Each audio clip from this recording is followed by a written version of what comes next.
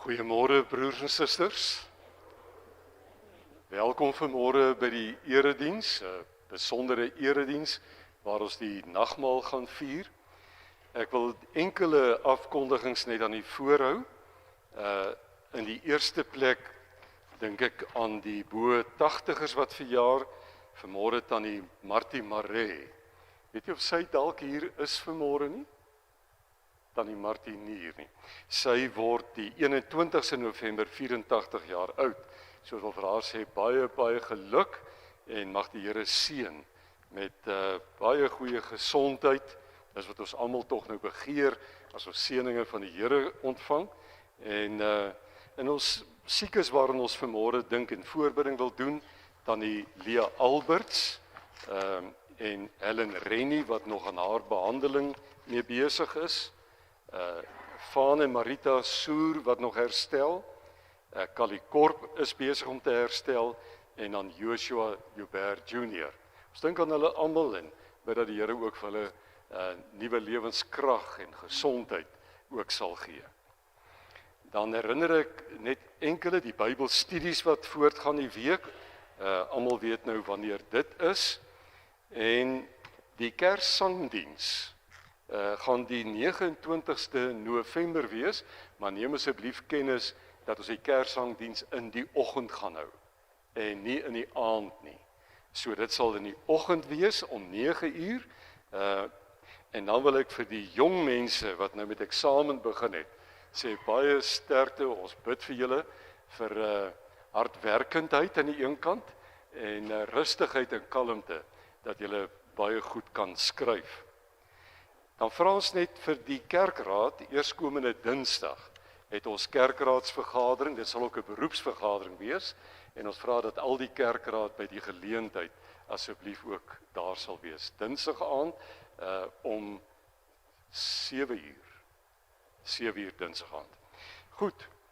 Ons toetrede lied vanmôre, gesang 284, die eerste, tweede en derde strofes. Ons sing dit staande en na die uitspreek van die seën sing ons dan die lofprysingslied, gesang 292, die eerste, 492, eerste en tweede strofes.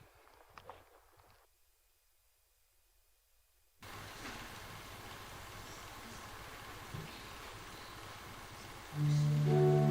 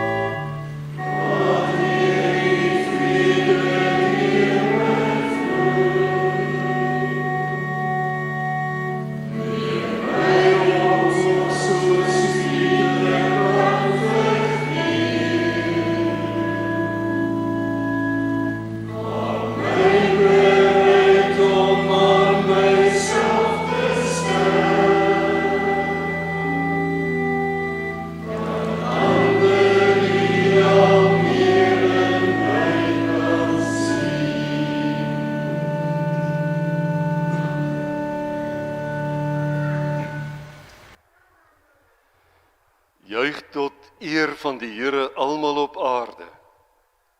Dien die Here met blydskap. Kom voor hom met gejubel. Geliefdes, genade vir julle en vrede van God ons Vader, van Jesus Christus ons Heer en van die Heilige Gees. Amen. Kom ons besing nou die lof van die Here, deur saam te sing uit Gesang 492, die eerste en tweede strofes.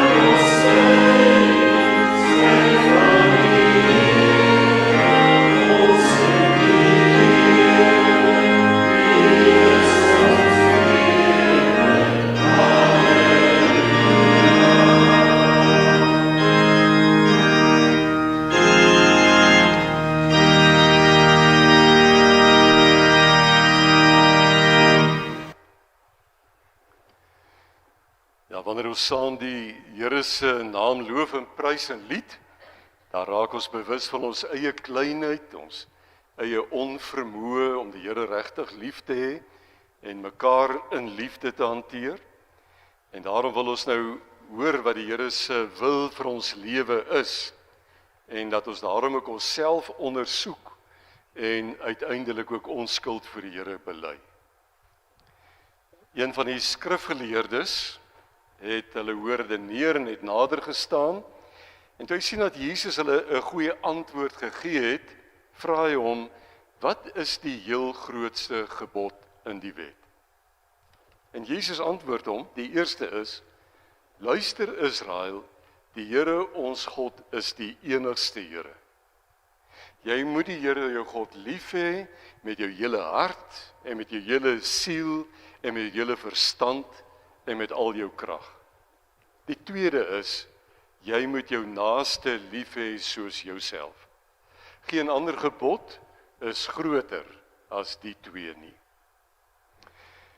En nou weet ons broers en susters dat ons regtig nie naaste my aan die wil van die Here voldoen deur die liefde onselfsugtig te leef nie.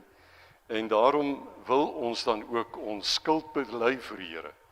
En ons gaan ons skuld bely deur saam te sing uit Gesang 240, die tweede strofe, terwyl ons so bly sit.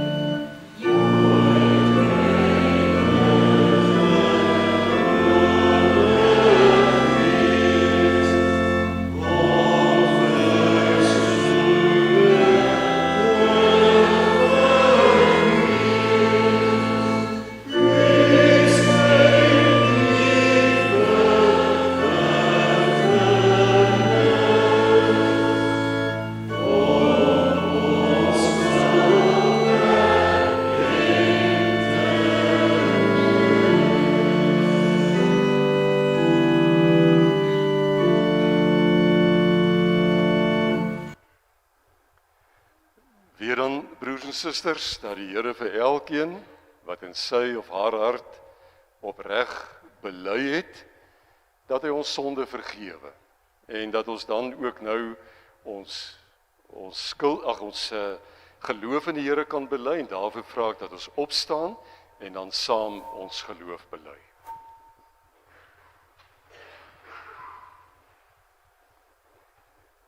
Ons glo in een God, die almagtige Vader, die skepper van die hemel en die aarde, en van alle sienlike en onsienlike dinge. En in een Heer Jesus Christus, die eniggebore Seun van God, gebore uit die Vader voor alle tye, God uit God, lig uit lig, waaragtige God uit waaragtige God, verwek, nie gemaak nie, een in wese met die Vader.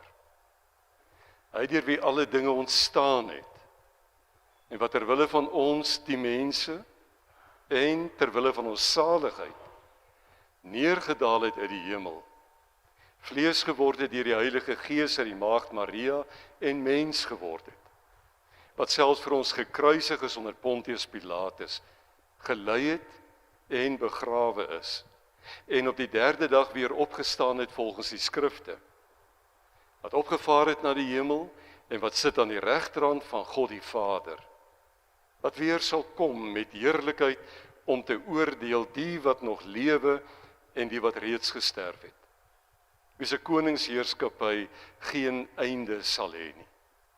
En in die Heilige Gees, die Here lewendmaker, wat van die Vader en die Seun uitgaan, wat saam met die Vader en die Seun aanbid en verheerlik moet word, wat gespreek het deur die heilige profete. Ons glo een heilige algemene kerk, gegrond op die leer van die apostels. Ons bely een doop tot vergifnis van sondes, en ons verwag die opstanding van die ontslapenis en die lewe van die toekomstige eeu. Amen. U kan gerus die plekke inneem.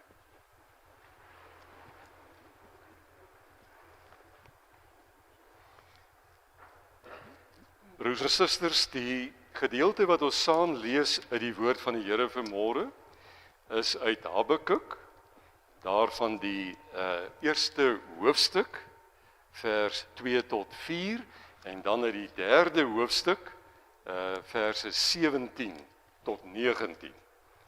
So die eerste gedeelte uit Habakuk 1. Hoe lank moet ek om hulp roep voordat u hoor, Here? Moet ek by u bly kla oor geweld voordat u red? Waarom laat u my die onreg sien wat gedoen word? Waarom kyk u toe as daar soveel elende is? Oral rondom my is daar onderdrukking en geweld, en word daar getwis en baklei. Die wet het nie meer krag nie, en daar geskied nie meer reg nie. Slegte mense het die oorhand oor die goeies, en so word die reg verkrag. Dan in hoofstuk 3 van vers 17 af, en dit is 'n gedig of 'n lied wat hy skryf, nadat hy met die Here geworstel het, dan sê hy, al sou die vyeboom nie bot nie, en daar geen druiwe aan die wingerd wees nie, al sou die olyfoes misluk, en die land geen oes lewer nie, al sou daar geen kleinvee in die kampe meer wees nie, en die beeskrale sonder beeste wees, nogtans sal ek in die Here jubel, sal ek juig in God my redder. Die Here my God gee vir my krag, hy maak my voete soos die van 'n ribbok, op hoë plekke laat hy my veilig loop. Net tot sover dan die skriflesing, en elkeen wat die Here se woord hoor en glo, en hieruit lewe, is baie gelukkig, broers en susters.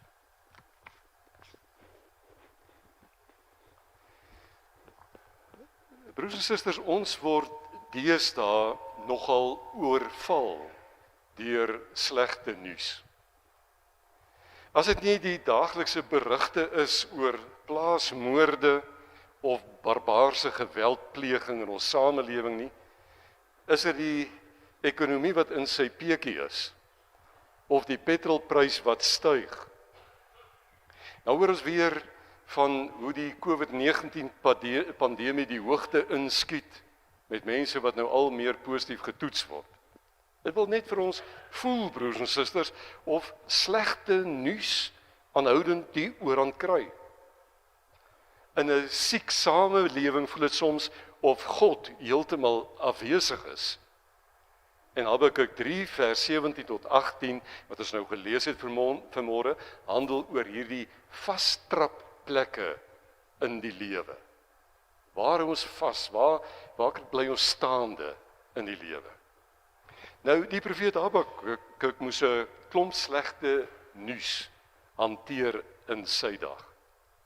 En die ergste is, dat hy beleef dat selfs God teen sy mense gedraai het.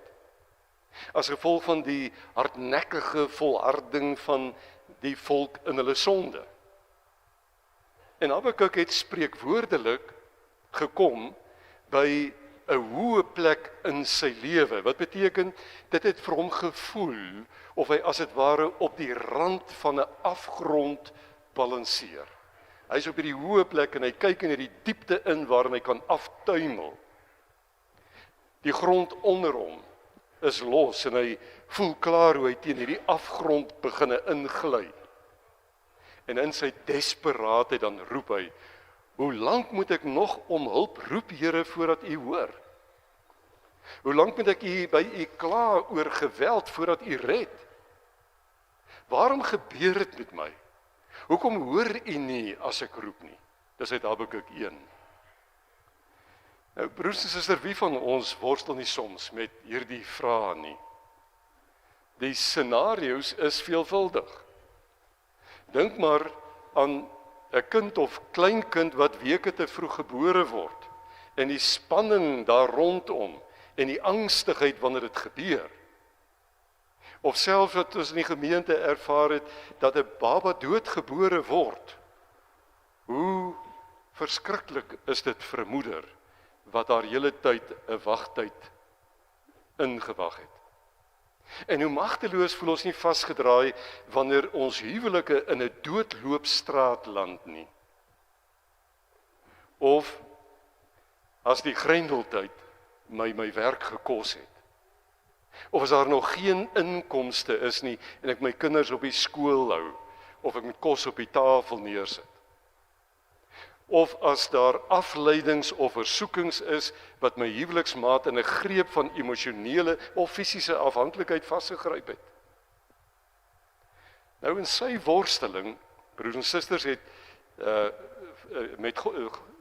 Habakuk se worsteling met God, het hy egter sin in sy lewe ontdek. Hoor dit baie mooi.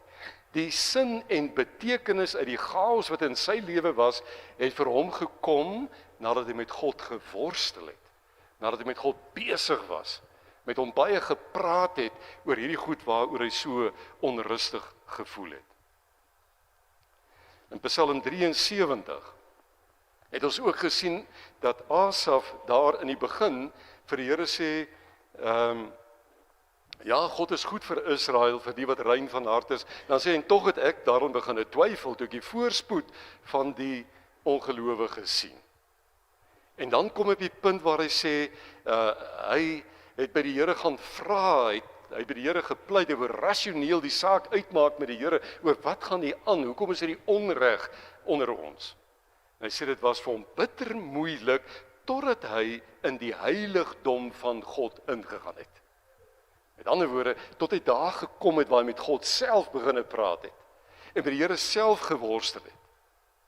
En dan aan die einde van daardie worsteling, dan sê hy, daar is my niks in die hemel of op die aarde wat ek meer begeer, as om by God te wees nie. Al is ek afgetakel na liggaam en gees, God is my sterkte. Nou as vrug van Habakuk se besig wees met die Here, en van sy magtelose gekreun as dit ware voor die Here, van lees en bid en huil, en lees en bid en huil, kon hy uiteindelik aan die einde daarvan hierdie mooi alhoewel nogtans lied sing. Al sou die vyeboom nie bot nie, al sou daar geen beeste in die kraal wees nie, al sou die olyfoes misluk, nogtans sal ek in die Here jubel. Platgeslaan, maar ek sal weer opstaan. En dit het natuurlik nie so maklik gekom nie, broers en susters. As ons dit hier lees, dan dink ons, ja, wat 'n gelukkige man, hy kom na die Here gaan kla en hoop daar's al sy probleme verby. Maar as ons daar kom, dan is dit 'n gestry en 'n geworstel.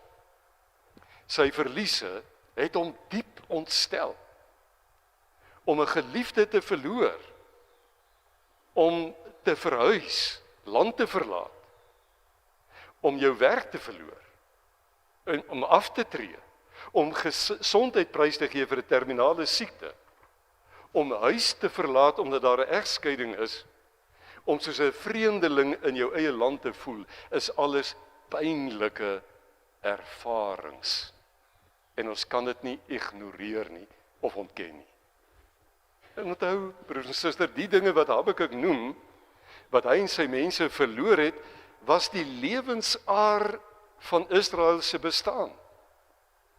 Dit was alles waarop hulle staat gemaak het en gesteun het om 'n bestaan vir elke dag te maak. Hulle was afhanklik van die opbrengs van die land, van die grond. Boerdery was nie maar net nog 'n beroep wat jy kon beoefen het nie. Dit is wat die volk gevoed het en aan die lewe gehou het. Hulle kon nie, as daar niks op die lande is, iewers maar gou invoer dat mense kos nader bring nie. Nee, die oeste en die aanwas van die vee het al hulle sekuriteit vir hulle gebied. En toe hierdie sekerhede vir hulle wegval, het hulle begin voel of hulle 'n vastrap plek in die lewe verloor het. Nou, hoe maak 'n mens dan met verliese in jou lewe, broers en susters? Hoe kry 'n mens weer vastrap plek in die lewe? Die pyn gaan nie weg deur dit te ignoreer nie. En dit is nonsens om vir iemand te sê, jy moet net sterk wees.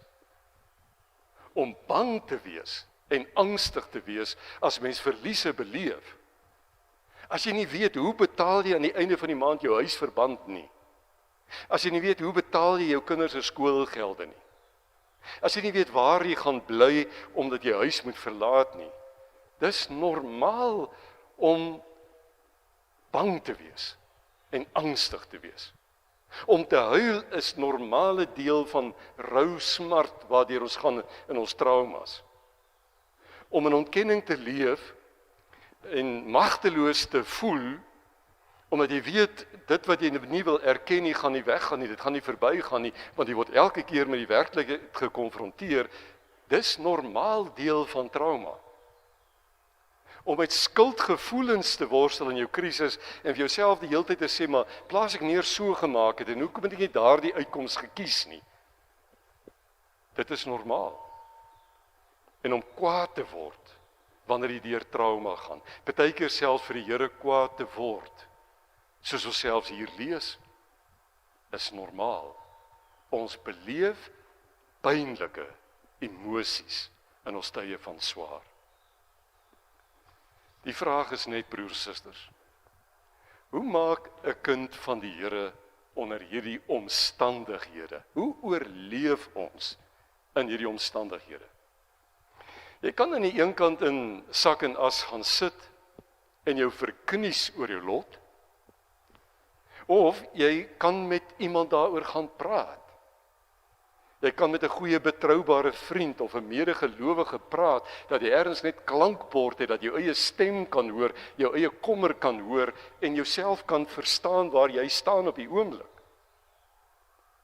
Maar Christene, kinders van die Here, kan by wyse van spreuke op hulle uitkyktoring gaan staan.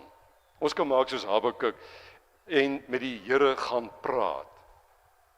Want gebedsworsteling is natuurlik nie vreemd vir mense wat in 'n verhouding met die Here staan nie. Hy is ons Vader. En daarom kan ons met ons Vader praat. Hy hoor sy kinders. Hy's teenwoordig in ons lewe. Hy's beskikbaar. Al voel dit nie altyd so nie. In Jesaja 41, waar dit vir die psalmskrywer voel, dat hier so 'n berg voor hom te staan kom, en hy vra, Here, wil nie tog net die berg wegneem nie, dan sê die Here, nee, ek vat nie berge weg nie, maar vir jou Deureberg. En Deureberg is geen maklik nie. Dit vra bloedsweet, maar die Here maak die belofte, ek vat jou aan die hand. Ek lei jou deur die moeilikheid. Ek gee vir jou weer nuwe geloof en hoop. Met ander woorde, die Here versterk om en sê, as jy deur die trauma gaan, jy moet daar deur, ek vat dit nie weg nie. Maar ek sal by jou wees elke tree terwyl jy daar deur beweeg. Ja, apostel Paulus het daarom ook in Filippense 4 vers 6 gesê, moet oor niks besorg wees nie, maar maak in alles julle begeerte deur gebed en met smeking en in danksegging aan God bekend. Praat met die Here. Die psalmis van Psalm 13 het ook vir die Here gesê, hoe lank gaan U nog van my af wegkyk, Here? Hoe lank moet ek nog my eie planne maak, my dae met kommer deurbring? Hy praat en hy worstel, hy beleef sy benoudheid. En hoe hanteer Habakuk sy verliese? Ons sien hier by breekpunt. Gooi nie sy hande in die lug en sê, ag, geloof is nutteloos nie. Of God hoor tog nou nie gebed nie. Nee, hy kom in beweging. Hy doen iets. Hy gaan staan op 'n uitkyktoring. Hy klim op 'n vestingmuur en hy wag om te hoor wat die Here vir hom sê. Hou nou gedagte in Oud-Israel, het die wagte wat elke nag die stadsmuur daarop wag gehou het uitgesien na die koms van die lig. Nou die profete word dikwels wagte genoem, want hulle moet soms gaan staan as dit ware op hierdie hoogte waar hulle die Here moet hoor praat, waar hulle vir die volk vir die Here moet pleit, en dan wag vir die stem van die Here, wag dat die Here uitkoms vir hulle gee. Hulle moes die volk waarsku teen gevaar en vertel wat God met sy volk beoog. Nou die uitkyktoring in hoofstuk 2 van Habakuk kan julle gaan lees, dit simboliseer Habakuk se gebedshouding. Hy kom voor God. Hy staan op sy wagpos, op sy uitkyktoring, want hy weet God sal antwoord. Hy vertrou die Here op 'n antwoord. Droefheid sal in vreugde verander. Hoor ons dit mooi vanmôre, die van ons ook wat so in sak en as is, en wat so maklik daar land. Die oproep is hier is, kom in beweging.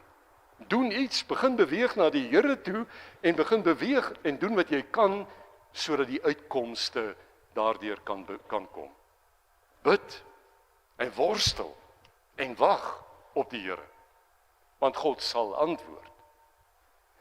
Ons leef in 'n tyd van kitsresepte. Ons wil nou vra en dan wil ons antwoord hê.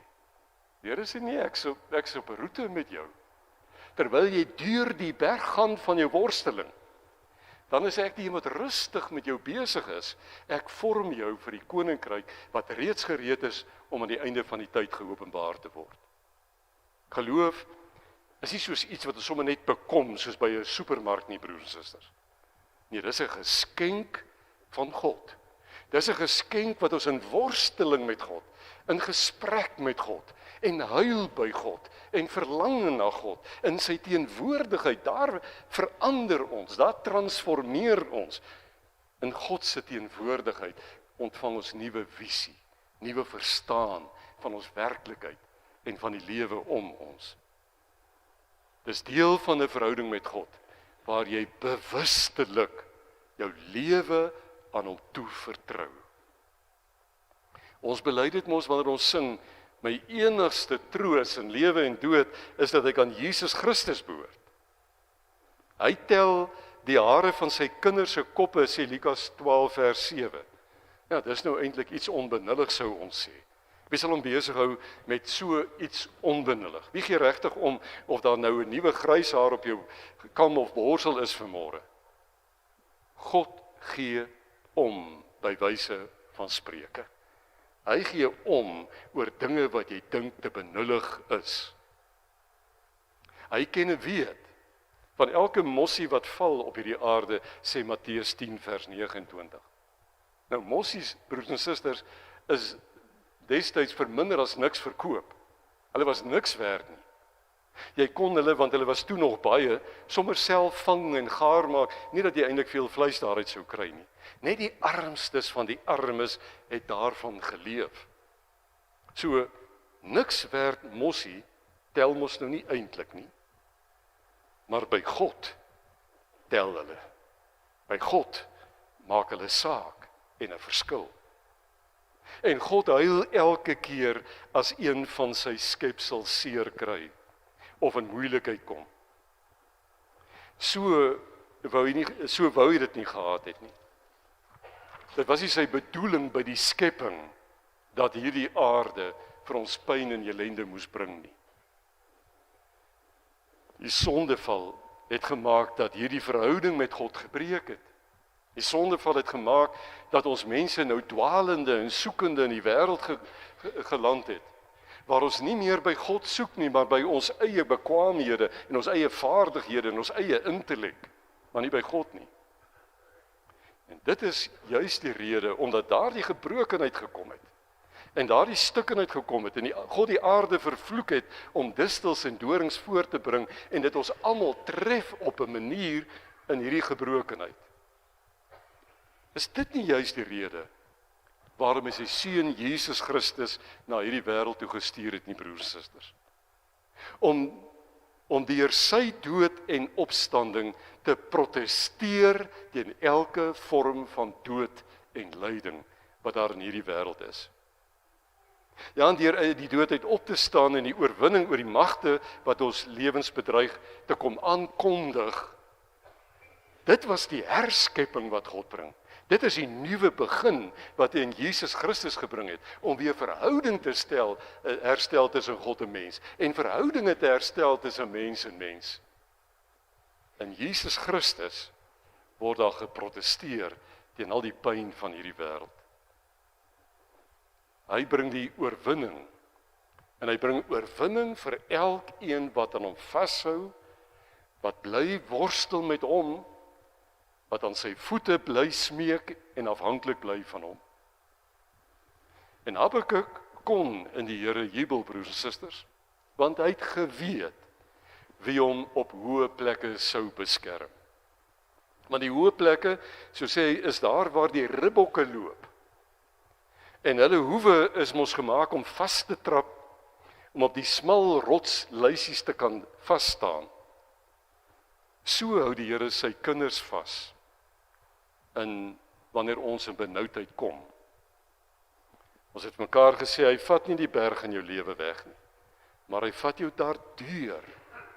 En deur die berg vorm hy jou, bring 'n nuwe geloofsvisie, begin 'n nuwe verstaan van sin en betekenis in jou lewe. Hy is by ons, wanneer ons by daardie hoë plekke, daardie gevaarlike punte, met die diep afgronde in ons eie lewe kom. En of dit nou siekte is, of dood, of lyding, swaar kry, bekommernis, teleurstelling of wat ook al. Hy is daar, want hy kan, hy is alomteenwoordig. En daar is niks wat ons van die liefde van God kan skei, wat daar in Jesus Christus ons Here is nie. Dit was Habakuk se rede om te jubel. Dit wel, nie 'n oppervlakkige halleluja nie, maar 'n halleluja kreet gebore uit die donker diepte van sy siel. Daar waar sy pyn diep lê, van daaruit het sy jubeling gekom. Ons kom almal by hoë plekke in ons lewens, broers en susters, waar die afgronde vir ons partykeer net te styl en te dreigend diep is. Soos Petrus byvoorbeeld, in die nag waarin hy Jesus verloon het.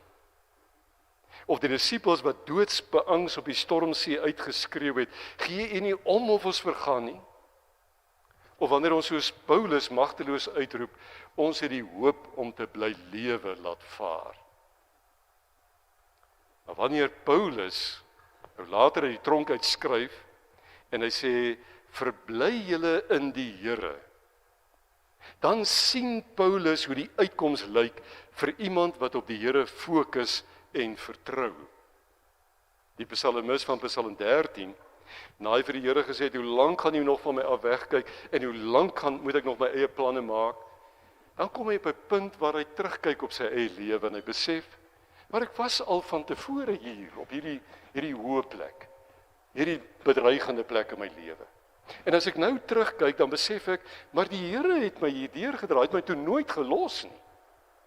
En dan skep hy hoop, en hy sê, ek hou vas aan die troue liefde. Hy hou vas aan die Here se getrouheid, en aan sy liefde vir hom. Hy sê, en daarom sal ek jubel oor die uitkoms wat die Here gee. Hou gedagte, as hy dit sê, is daar nog nie uitkoms nie. Waar kom die gejubel vandaan? Sy fokus verander. Waar hy eers gefokus het op die ellende om hom, begin hy nou sy fokus swaai na God wat die uitkoms is, wat nog altyd vir hom uitkoms gegee het, en sy verwagting is van die Here. Aan al hierdie mense wat ons genoem het, het die Here weer vaste plek in hulle lewe gegee. Maar belangriker nog, broers en susters, kyk vanmôre ook terug op jou eie lewenspad. Kyk terug met jou eie tye, waar jy op hierdie hoë plekke gekom het, waar jy geworstel het met die Here, en sien vanmôre weer, hoe het die Here toe jou nooit ooit verlaat nie.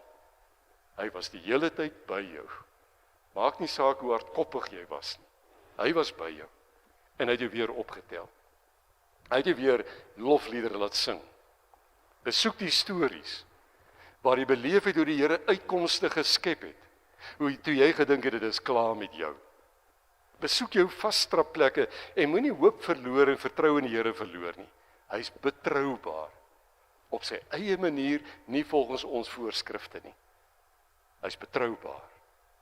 En al is die mat onder my uitgetrek, en al dreig die afgrond om my in te sluk, nogtans sal ek in die Here jubel. Hy maak my voete soos die van 'n ribbok.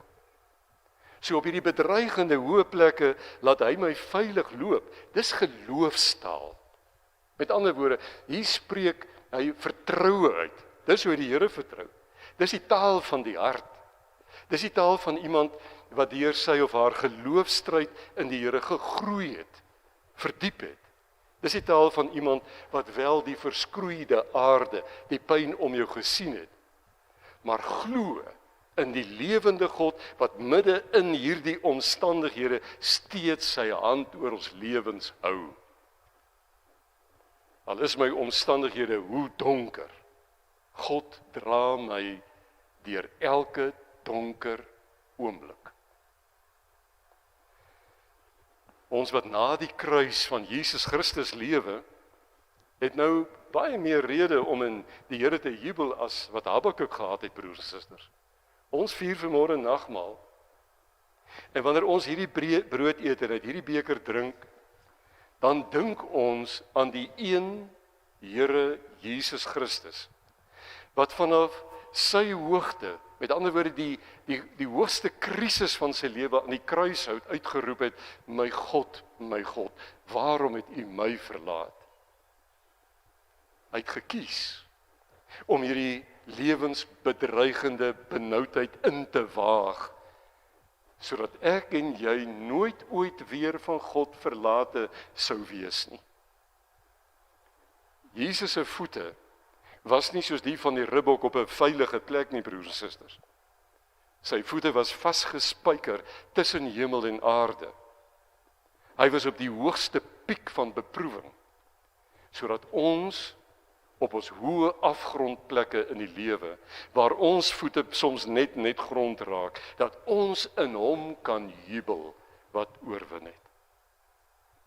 Hy laat jou voete op hoë plekke veilig loop. Roep maar na hom op jou uitkyktoring.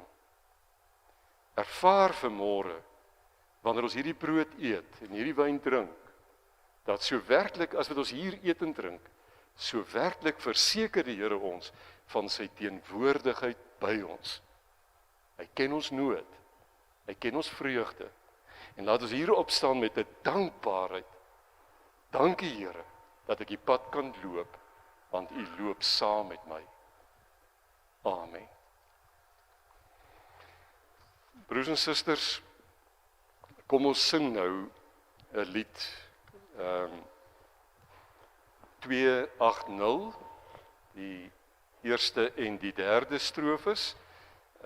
Ons kan maar net so bly sit terwyl ons dit sing, maar dit is 'n lied wat ook geskryf is aan die hand van Habakuk gedeelte wat ons saam gelees het.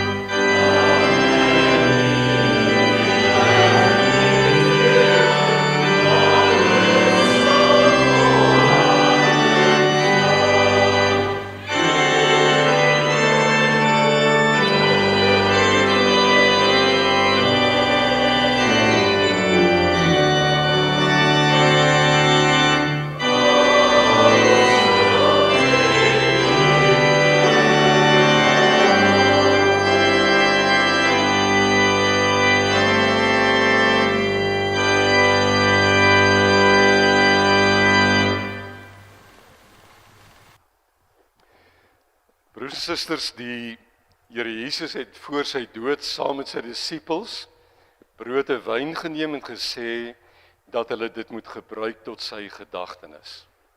En daarom vier ons die nagmaal. Die nagmaal is een van die kerk se 2 sakramente tot versterking van ons geloof. En met die tekens van brood en wyn verseker Jesus Christus ons deur sy Gees van ons gemeenskap met God en met mekaar. So by die tafel van die Here is ons ook hier saam om God te verheerlik. En ons glo, broers en susters, dat die Here deur sy Gees by hierdie feesmaal teenwoordig is. So wanneer ons die brood en wyn ontvang, herinner dit ons dat ons verlos is deur die dood en opstanding van Jesus Christus. En deur geloof in Jesus Christus het ons saam met hom gesterf. En staan ons saam met hom op tot 'n nuwe lewe. In die nagmaal wil ons daarvan verseker dat ons aan Christus deel het. So by hierdie maaltyd rig die Here ons hoop op die hemelse feesmaal saam met God en al die gelowiges. Want ons behoort reeds vir ewig aan God. En daarom hoef ons niks te vrees nie. Christus is die een wat was en wat is en wat kom. Hy is ook die Here van ons toekoms. En dan rondom die tafel, broers en susters, word die gemeenskap van gelowiges sigbaar. Ons het immers almal deel aan die een brood en wyn. En die liefde wat God aan ons skenk, bind ons ook aan mekaar. En daarom voor ons by die tafel aansit, moet ons onsself eers ondersoek en afvra of ons bereid is om deur ons doen en late hierdie band van liefde te versterk. Ja, ons is bewus van ons eie sonde, broers en susters. En daaroor het ons berou en kom ons in berou ook na die Here toe.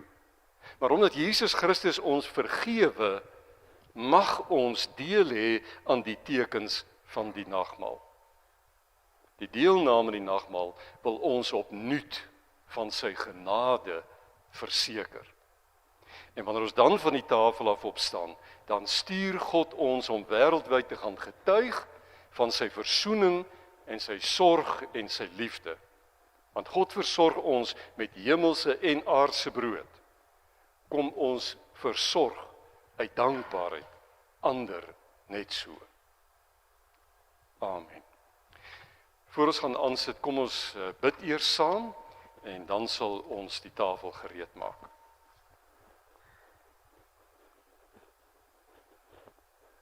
Hemelvader, ons aanbid U want U is God. U hoor die noodkrete van mense oor alle eeue. U sien die vasgevaldheid en verslaandheid van mense, van die kinders deur alle tye. En U het deernis met die stryd wat ons as mense op hierdie aarde het. Daarom het U in Jesus Christus na die wêreld toe gekom, Here. En ons dank U daarvoor.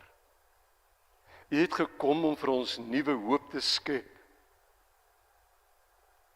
U het gekom dat ons kon sien dat die beloftes van God standhoudend is.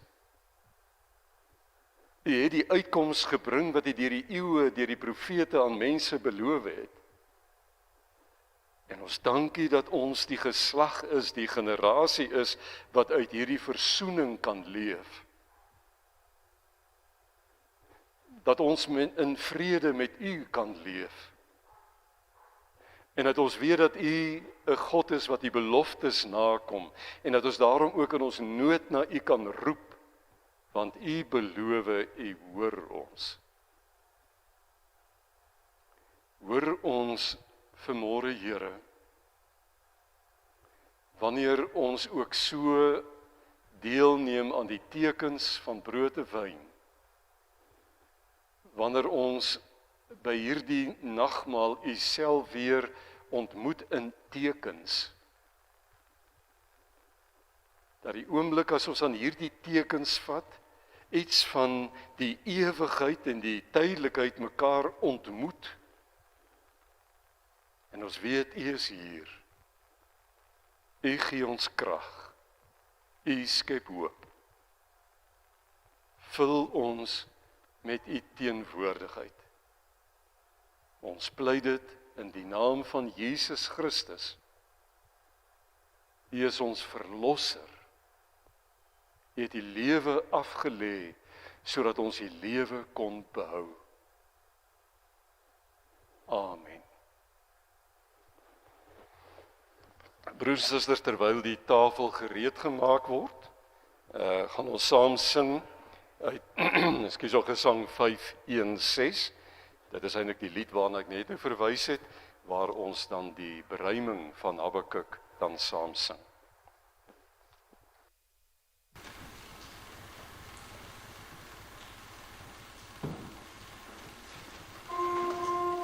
Oh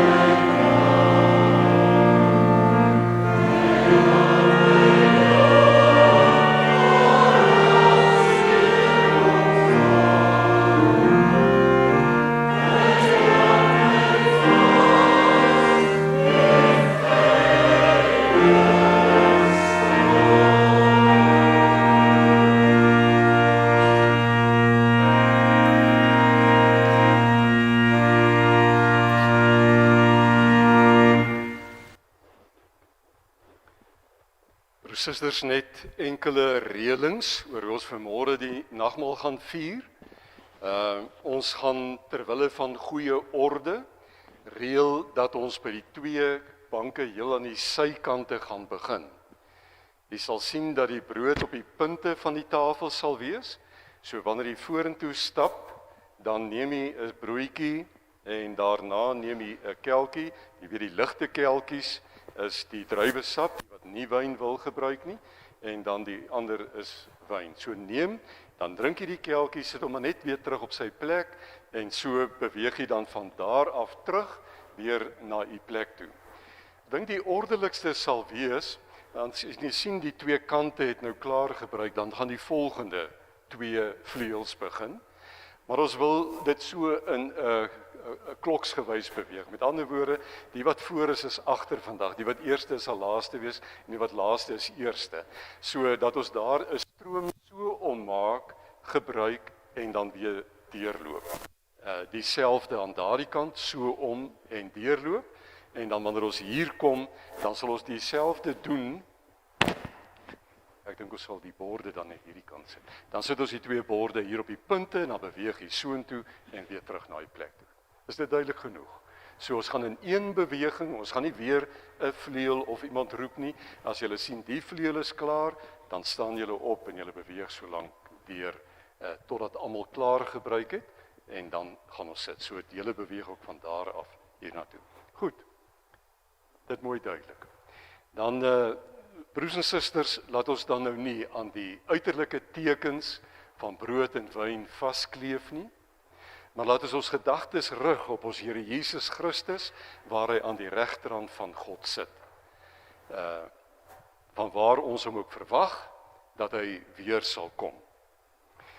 By die eerste tafel gaan ons ook vir die wat net in die banke bedien wil word, nie na vore kan kom nie, gaan julle ook net julle hande sommer opsteek, en die diaken sal dan met die brood en wyn na julle toe beweeg en vir julle daar bedien, en die res sal dan nou by die eerste tafel van daardie kant af vorentoe beweeg.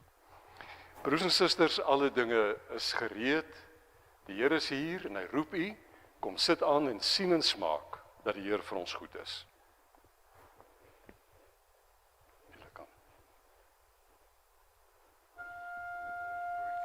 Ek gaan nou as ek dit instel.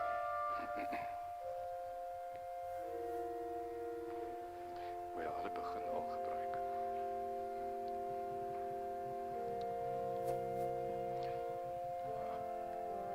Skus, kan ons net so 'n oomblik, net so.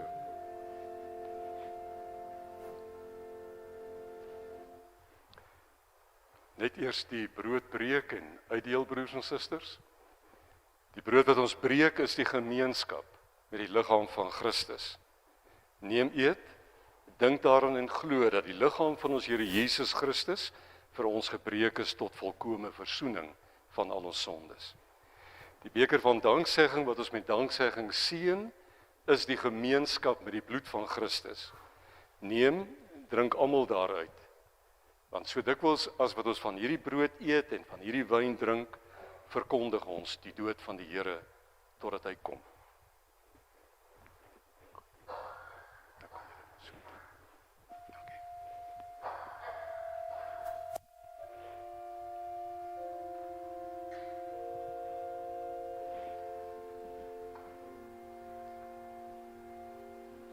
Jy kan maar daar by die tafel staan en net vir hulle bidui oor waar.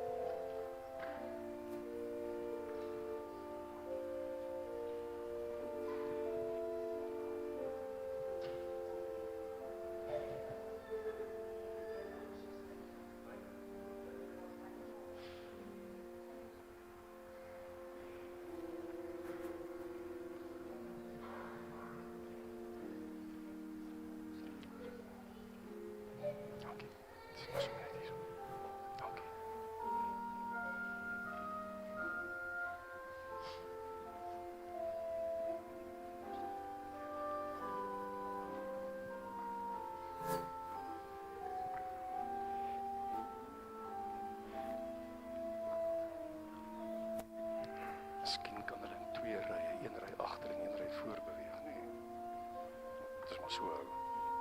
Ons het ons bring maar so.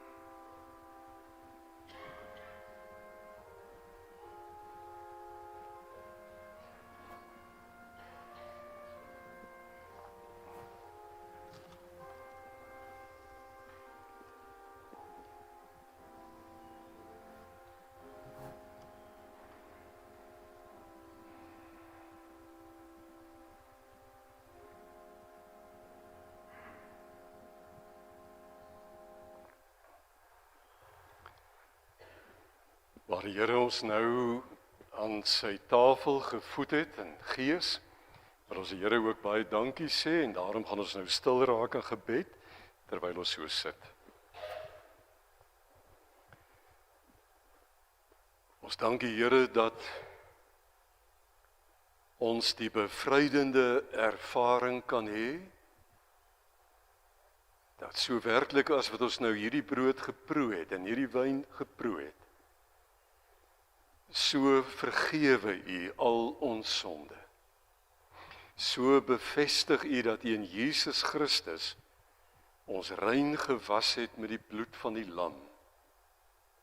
En ons dank U, Here, dat ons ook op hierdie manier weer in die geloof versterk kan word, dat U elke keer met ons die pad nuut loop, ons weer optel, ons weer met die Vaderarms omhels, en ons weer op pad neem, sodat ons gestuurdes in die koninkryk kan wees.